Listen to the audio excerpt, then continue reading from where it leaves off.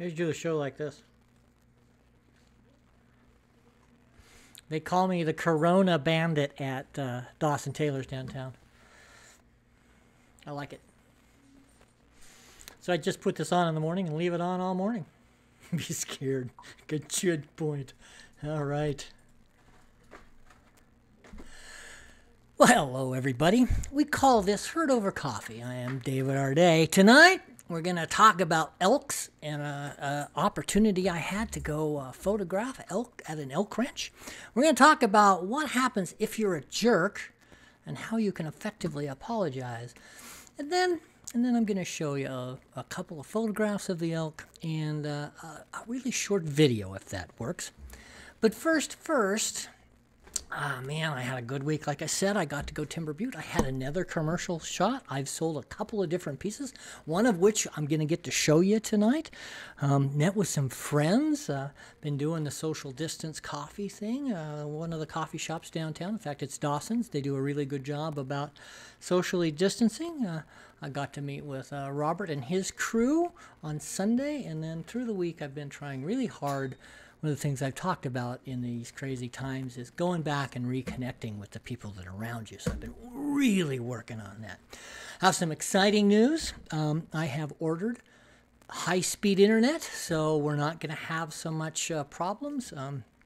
Since I've been doing some video and I want to move into that, I'm going to upgrade. Probably going to upgrade my camera. Actually, it's a downgrade, but I have to switch cameras back and forth when I go from shooting to this is my main photography camera. So I'm gonna do that because I've made a little money this last couple of weeks. Sold a piece to the president of the Meridian Chamber of Commerce. Which was really, really fantastic. And I got to take my lovely wife out on a photo shoot. Melinda and I went out to the elk ranch. It was really great until it wasn't. I don't know if you can see that. I really managed to, slam my finger into a car door. And it's my trigger finger for my photo work, so it kind of ended. But I got some pretty good shots, and I'll show you some of those later. And so I'm beginning to work out the tech of all this. I'm working on a podcast. I'm going to take some of the information here, the non-visual stuff, and I'm going to turn those into a podcast, which if you look really, really close, you might already be able to find it under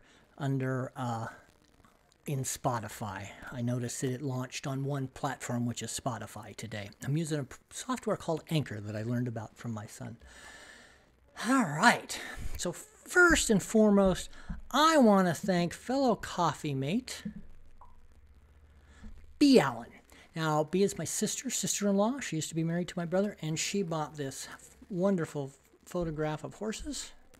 I call this family, and it's just fantastic. This is the Black Mountain herd. In fact, I believe that fellow coffee mate Robert Riddle was with me when I took this photograph, and it just really, you can't really tell the details, but if you can, you'll see that the foal is peeking through the neck of the mother, and the I believe it is their stallion, although it could be another mare, one of the family groups, is on the side. I don't talk a lot about photography, but one of the reasons why this one works is the background is really soft, but the horses are really sharp. And there's also a symmetry to the mother and the foal and the other horse.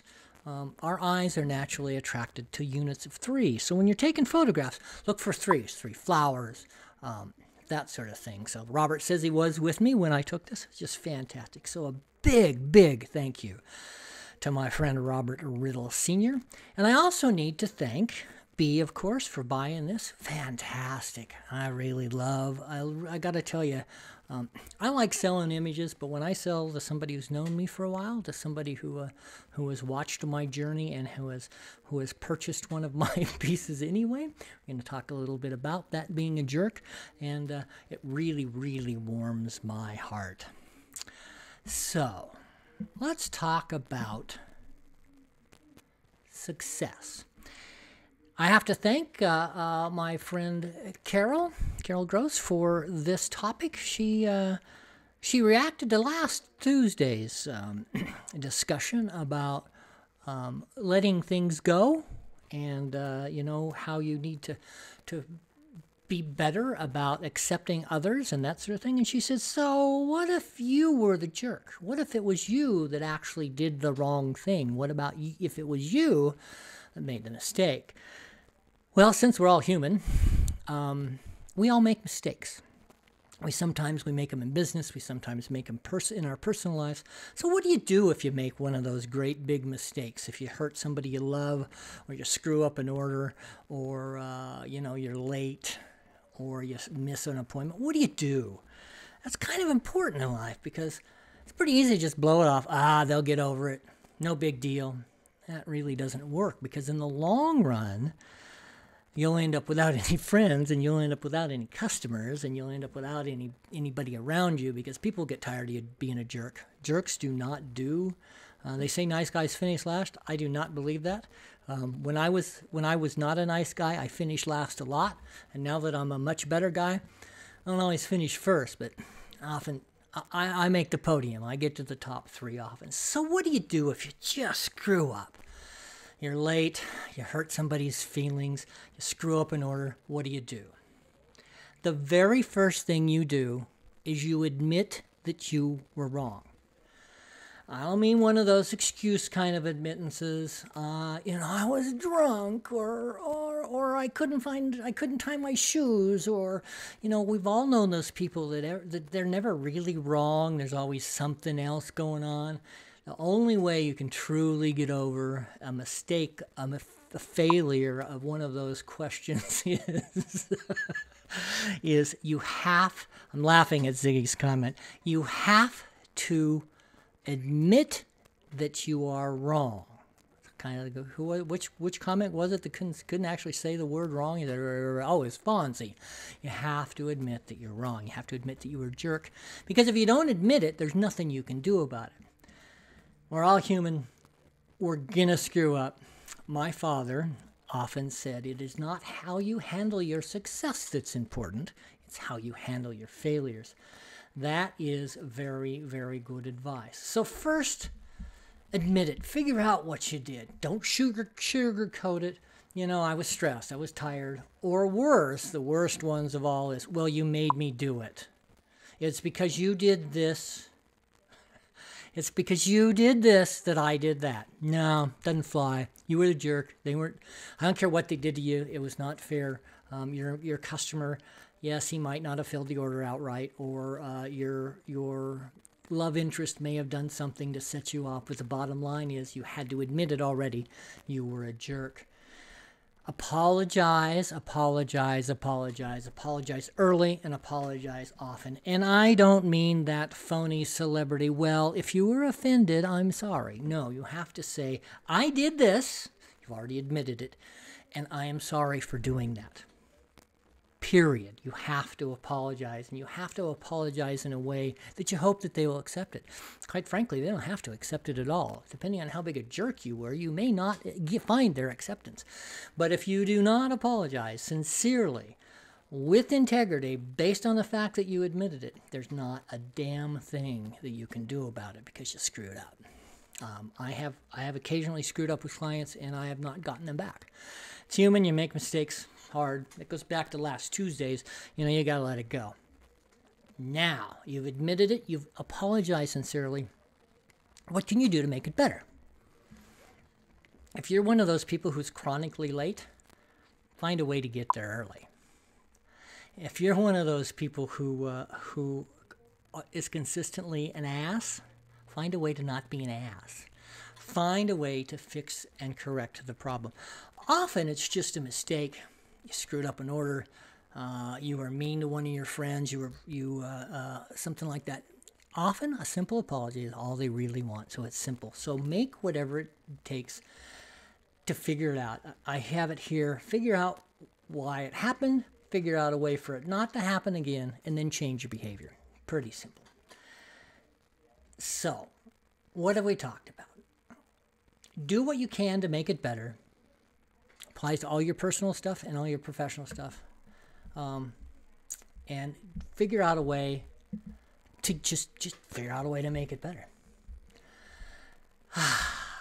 End of rant, my friends. I got fired up on that one, didn't I? This is a great topic. I appreciate Carol for bringing it to us. What do you all think? Really, tell me. How do you handle your apologies? How do you handle your mistakes? How do you get past them? What's your favorite way to figure out a way to get acceptance from making mistakes? Because we're gonna screw up. Anybody who's watched this show on a regular basis know that the chances of me screwing up are pretty good. Zig has a book suggestion here, and and I see that Miguel thinks I've said something profound. Which words? The words that are on the screen, Michael? Miguel? So, you see, there's a great example. I really, really, really want to call my friend Miguel Junco, whatever it is, by his correct name. But it's in my brain as Michael Junco. Not correct. And I have worked very hard. I have really tried. But my brain is just having a really hard time. But I'm going to keep at it. And eventually, I'm going to start calling him Black Label. No, eventually, I'm going to figure out a way to actually figure out how to pronounce his name correctly. Because he's a great man and a good friend. And I really should be able to say his name right. I'm still trying. Still screwing it up. I get it wrong about half the time. And yes, here we go. Let's put this one up. Let's get rid of that so you can read it. Well, you know what? See, there's that. I have no idea what's showing that screen. There we go. That's better. Okay. Michael says figure out a way to not be an ass. Easier for some than for others. I used to be really a jerk. Zig was talking about himself earlier. We were not particularly good guys. Ziggy's watching Dr. Phil. That alone is something you probably need to apologize for, my friend. End of the heavy part. Let's talk about my time at the Elk Ranch. Look at how amazingly beautiful those animals are.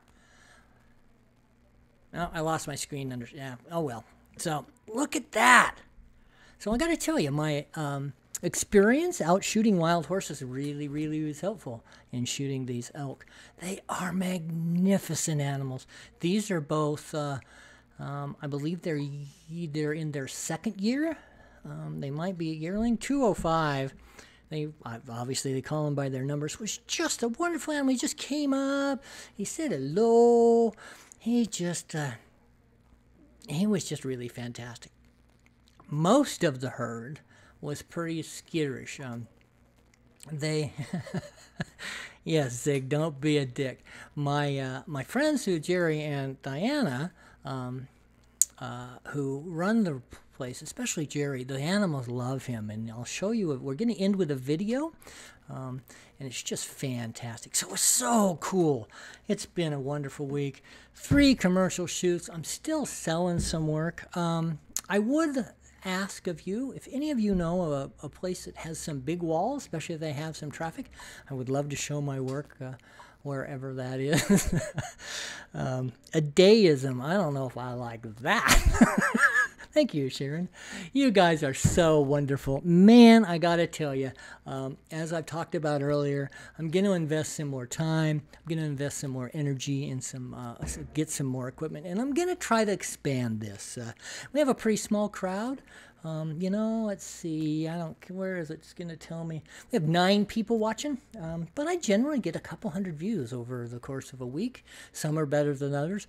Last week, the early sound problems ran some people off, but, I gotta thank you for my early success. We're going to see if we can't take this a little bit on the road. So, again, it all comes down to you. Some of you, especially Dave and Ziggy, Carol, actually, everybody who's showing up here has actively encouraged me. My friend Mary Beth, I saw her on Monday, and she really told me, you need to figure out a way to bring this to a larger audience. I guess I got something to say, so it's pretty fun. And before I get to the video, I want to remind you all of I'll remind you all of Toot Your Horn, Toot Your Horn Tuesday. I'd appreciate it if you'd send me, just, it can be something simple. It doesn't have to be as elaborate as a video. Just tell me what you're doing right. I would love to share that. If you've got a business or a product, let me share that. If all you have is just something, if all it is, one of your family member has done well or recovered or done something, I would love to share that with you. One of the reasons why I'm going to expand and build this platform is I think there needs to be a place where we can discuss the issues of the day or the week, maybe talk a little bit about a bit of positive, and just hang out and kind of have some fun. So enough of this blah, blah, blah. By the way, I do think I'm going to call the podcast the Blah, Blah, Blah Cast because I think Tony Moody is hilarious, and it may be available as a URL. All right, my friends. I'm going to end with a short video from Timber Butte. It shows how much the man Jerry Molinar cares for his animals. He's feeding them. So I will be back next Tuesday, and I would love to be able to toot one of your horns. That doesn't sound right, does it? I would be I would love to share one of yours or all of your successes. So have a chance, send it to me as an email, send it to me as a digital message over Facebook, however it is. Let me toot your horn on Tuesday. So enough of that. Let's get to something a little lighter. Or not. Oh, sure, it's not going to go.